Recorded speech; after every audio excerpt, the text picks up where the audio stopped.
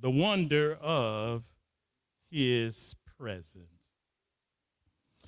There's something about mischievous boys and stories about them that has always drawn my attention, and I enjoy sharing them. It could be because that's my own background, but there were these two brothers, 8 and 10 years old, who were very mischievous. Whatever went wrong in the neighborhood, they had a hand in it. Their parents were at wit's end trying to keep them out of trouble and under control.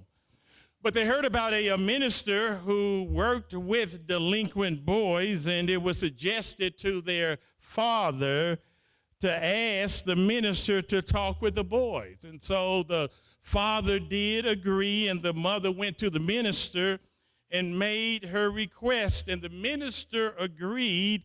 But he said, what I want to do is, first of all, see the younger boy first. So what his mother did, he sent her youngest son to the minister, and what the minister did, he set the boy right down in front of him across a huge desk. And for a whole 5 minutes, they just stared at each other. Finally, the minister pointed his finger at the boy and said, "Where is God?" The boy started looking under the desk. He started looking in the corners of the room and just looking around and about, and he said nothing. Again, with a louder voice, the minister pointed at the boy again and said, "Where is God?" One more time, the boy kept looking around, and he didn't say anything. This time, in a louder, firmer voice, the minister pretty much, kind of leaned all the way across the desk and said, almost putting his finger in the boy's nose, and asked, "Where is God?" At that point, the boy freaked out. He panicked and got up and ran all the way home. He got home, found his older brother, drugged his older brother upstairs into their room, took him in the closet where they usually would plot their mischief, and he finally said, "Man, we are in big trouble." The older brother said, "What do you mean we're in big trouble?" The little boy said, "Man, God is missing, and they think we did it."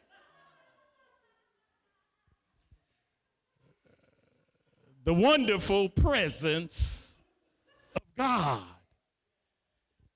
And this morning, I want to let you know, from the authority of God's word, not only is God not missing, but did you know that experiencing God's presence in our life is actually the greatest hallmark in the life of the believer? In other words, though those mischievous little fellas thought they had to do with God missing, I want you to know that God's presence in your life, in my life, is not only a reality, but it is that which should be the greatest source of joy and comfort in our lives. First of all, when it comes to the presence of God, I want to let you know we live by his presence, because the presence of God gives us security. So there is the presence of God brings security in our lives So much so, when it comes to this thing called safety, when it comes to this thing called security, did you know that true safety is not necessarily the absence of danger, but true security has to do with rather than the presence of God? See, you and I, we try to do this. We try to be safe this way and safe that way, and we should. But did you know that real security is in the fact of God being with you and the presence of God? And in the 16th Psalm, the verse 1 says, preserve me or protect me, O God, for in you I put my trust. And then in verse 2, he says, oh, my soul, you have said to the Lord, you are my Lord. My goodness is nothing apart from you. Or the psalmist was saying, look, apart from your protective presence, there is no well-being or anything good that can come my way if you are absent. And apparently, the psalmist David, he loved, among many things, not only the protective presence of God, but he understood that you and I, we are in a protected position when it comes to God. First of all, when he mentions, I want to call the protective person of God, in these first one or two verses, David, in the original language, which is Hebrew, these three short sentences, he uses some words that describe the person and the protective person of God. For instance, verse 1, the first part of 1A, we would call it, he says, protect me, O God. That word God in the original language is El, where we get Elohim, which refers to the omnipotent power of God. Verse 2, the first part of verse 2 says, you have said to the Lord. That word Lord in the Hebrew is the word Jehovah, the God of covenant. And then in the next breath, he refers to the person of God. In the second part of verse 2, he says, you are my Lord. And that word Lord is the word Adonai. And essentially, when you put all three of those names together, he is Elohim, he is Jehovah, and he is Adonai. The picture is he is Elohim, he's my maker. He is Jehovah, he is my mediator. He is Adonai, he is my master. And when you put all three together, that God is our maker, God is our mediator, and God is our master, we come to grips with that we have a God who is with us and who, I want to call it, who provides a total, comprehensive, protective influence in your life and in my life.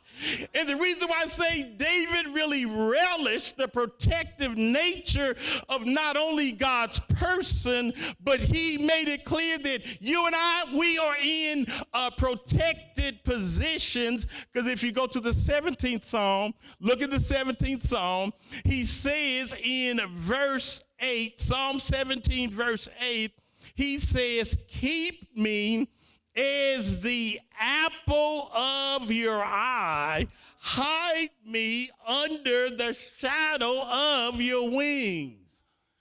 That phrase, apple of your eye, he didn't say apple of his own eye, but the apple of God's eye.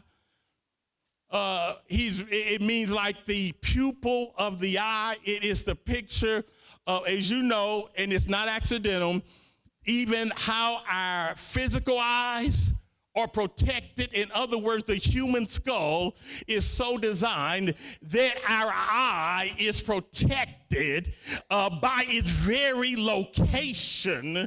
And he says, Lord, would you keep me, protect me in light of the apple of your eye, as it were. And then even he says in verse 8, at the end of verse 8, hide me under the shadow of your wings. And here we're talking about a mother bird who lovingly protects her chicks.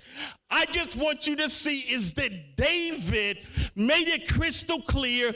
He understood who God is, and God is our protection. God is our refuge and our strength. He is what? A very what? Present help in what? Time of trouble. And friends, we are blessed with the protective presence of God in our lives. And whether it was our what we looked at a few weeks ago, or just your knowledge of the Word of God, David was always blessed his heart in trouble. Again, we've mentioned before when he was up and coming, Saul, his employer, turned on him. And then after David was promoted, unfortunately, David shot himself in the foot, as it were, in the bed with Bathsheba. And his own son, Absalom, turned on him. And so listen, watch this now before we get too self-righteous here. Whether it is somebody who is wanting to harm you, and you don't deserve it, and you did nothing to deserve it, or those times, you may not be mischievous like my little friends here, but there will be times you and I blow it. Yes, we do. We may not want to admit it, but there'll be times that you and I blow it. Yes, we do. No, we didn't find out about it at the church, but you know, and God knows. But what I want you to know is that when we go through life, God is with us. God is the one who protects us. I know that when it comes to they say that the president of the United States is one of the most protected persons on the face of the earth. But I want you to know, I don't care how good the Secret Service is. I don't care how protective the Air Force One or Marine One or Limo One. God is the one who protects us and protects you and protects me. Now, does that mean that we should not do what is necessary to protect our well-being? Does this mean that there is a license for us to be unsafe and do dangerous things? No, that's not what we're saying. So go ahead and lock your doors. I said go ahead and lock your doors. Go ahead, and does that mean because God is going to protect and provide, I don't have to plan for my future? No, you need to go ahead and plan for your future. So plan for your future. Because God is going to protect me and provide for me. Does that mean that I don't need to prepare for a so-called rainy day because I never know what's going to happen? No, still lock your doors. Still plan for your future. Still try to be ready for a rainy day. Just don't put your trust in your locked doors. Go ahead and plan for the future, but don't put your trust in your plans for your future. Go ahead and be prepared for a rainy day, but David says, I put my trust in the Lord. Don't you put your trust in those door locks. You done found out that, if the brother's going to get to your stuff, the brother's going to get to your stuff. And that includes the sisters as well. Oh, bless the name of God. But I want you to know God He is our refuge. He is our strength. And your sense of security in life, your sense of protection in life is not, again, the absence of trouble, but it is the presence of the living God. So God is not missing, because God, I want to refer to his presence, his encompassing presence, which means his presence encompasses us, protects us. That's why this same David said, he said, yea, though I walk through the valley of the shadow of death, watch this now, I will what? Fear no evil, because ain't no problems around me. I'll fear no evil, but because I've got plenty of money. I fear no evil because ain't nobody out to get me. No, I fear no evil because you are with me. And somehow the reason why we need to stop being afraid, in some people's lives, the devil may never tempt you to kill. The devil may never tempt you to steal. The devil may never tempt you to sleep with somebody who's not your husband or wife. But I do know the devil will intimidate us with fear. Stop being afraid and depend on the protection of the living God. There's not only God, our protection, his protective presence, his encompassing presence, but second, there is also God's presence is our satisfaction. And when I see, watch this now, we live by his protective presence. But what I want you to begin to see, that we live in his intimate presence to bring satisfaction in our lives. Because look what, and when I say satisfaction in our lives, see, we need to move from just, okay, God protect me, and God provide for me, to begin to love God and want God, not for what he can do for us, but guess what? Just who he is. And his presence is what brings satisfaction. And when I say his presence brings satisfaction in our lives, God always finds ways. We talk about his presence. Oh, bless the name of God. God always finds ways to manifest himself to those who hunger for intimacy with him. See that phrase, manifest presence? See, we've talked about the protective presence of God, and we refer to that as his omnipresence, which means, as a reminder, his omnipresence means he is everywhere all the time. There is no place you can go where he is not, and wherever you go, he is already there. Watch this, whether you realize it or not. His omnipresence is there with you. But every now and then, you and I should not just be satisfied with what I want to call his omnipresence and his protective presence, but his manifest presence. And when we refer to his manifest presence, there should be some time where you sense the presence of God so much that you could almost cut it, as it were, with a knife, as they say. There should be some times and there should be some experiences in your walk with God where you sense his closeness so much that is not only God is out there and God is in here, but guess what? God is right here with you. And we refer to the reality of is that God knows, oh my goodness gracious, we are always so hungry for stuff in life. And I'm not just talking about food, okay? I ain't saying everybody, but most of us probably ate more than we should have. Okay, y'all didn't. I did, okay. But so often, it's not food that we're hungry for, but it's purpose in life and satisfaction in life.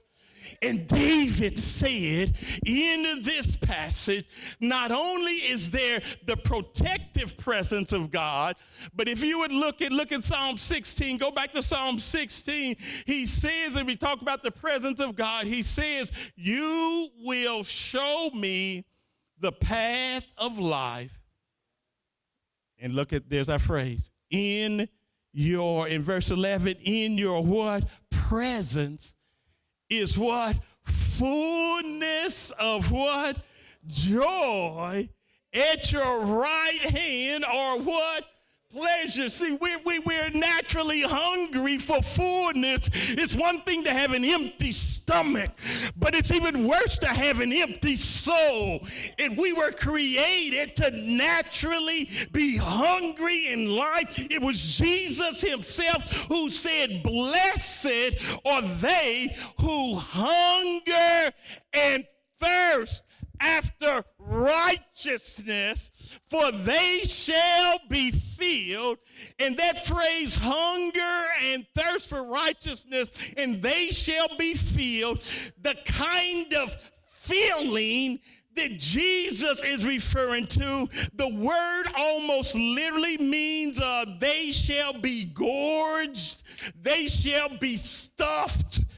This is a bad time to be talking about gorged and stuff, but at any rate, just in case, you ate till you couldn't eat no more a couple of days ago. You was more stuffed than the stuffed turkey, as it were. When Jesus says, blessed are they who hunger and thirst after righteousness, for they shall be filled. It is the picture of being gorged, being stuffed, being satiated to the point that I am sufficiently and satisfactorily full, as it were. And again, it has nothing to do with your food, and it has everything to do with your spirit, as it were. And in verse 11, you will show me the path, and in your presence is, do you see that word, fullness of joy? And you know what joy is? Joy is something on the inside that will bubble and become like a volcanic eruption on the outside. He says fullness of joy, and at your right hand, look at there, the right hand are what? Pleasures forevermore. And so often, now God does not mind us enjoying the pleasures of life, but don't you know God never intended for you and me to depend on this kind of, and it's nothing, it may not be anything wrong with the entertainment. Now, there is something wrong with some entertainment. But even the best or wholesome entertainment, don't you know that cannot fill the deepest need in your life? Because what the stuff of this world does, it inevitably leaves us unfulfilled, leaves us dissatisfied, and it leaves us with this prevailing sense that basically says there's got to be more in life. Think about it. Even Lucifer himself wasn't satisfied with being one of God's archangels. He wasn't just an angel. He was an archangel.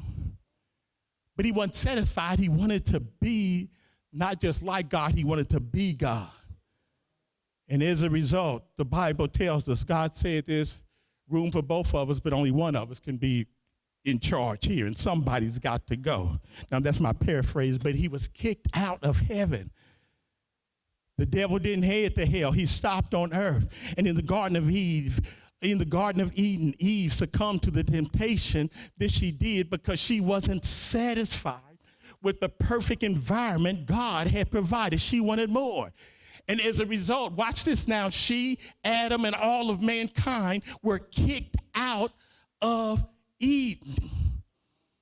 And so whether it was Satan who got kicked out of heaven or mankind who was kicked out of the garden, what tends to happen, only the Lord knows how many times have we allowed certain situations and environments, we've given up the good trying to find something that we thought was going to be better, and it turned out the better we thought turned out to be worse than what we had.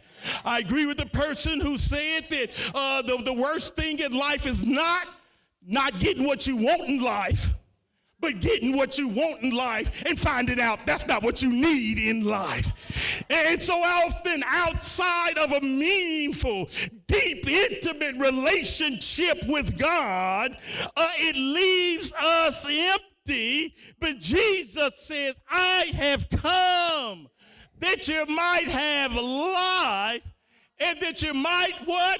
Have it what? More abundantly. And what David, he loved the intimate presence with God. Would you even go to Psalm 17 verse 15, where David says, as for me, I will see your what? Don't miss that. As for me, I'll do what? See your face in righteousness, and guess what? What will bring me satisfaction? I will be satisfied when I wait in your likeness. And even before he gets to verse 15, if you would look at verse 14, that Psalm 17, verse 14, he says, with your hand from men, O Lord, from men of the world who have, watch this now, their what? Portion in life, which means this life is really what turns him on. And whose belly, we talked about being filled, okay? Whose belly, what?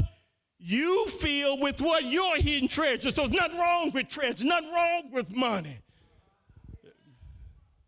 Nothing wrong. If you think there's something wrong with the money you have, let me know. I've got some plans for it, all right? He said, whose belly you fill with hidden treasures. At the end of verse 14, they are what? Satisfied with what? Children. Nothing wrong with children, because none of us be here otherwise. And leave the rest of their what?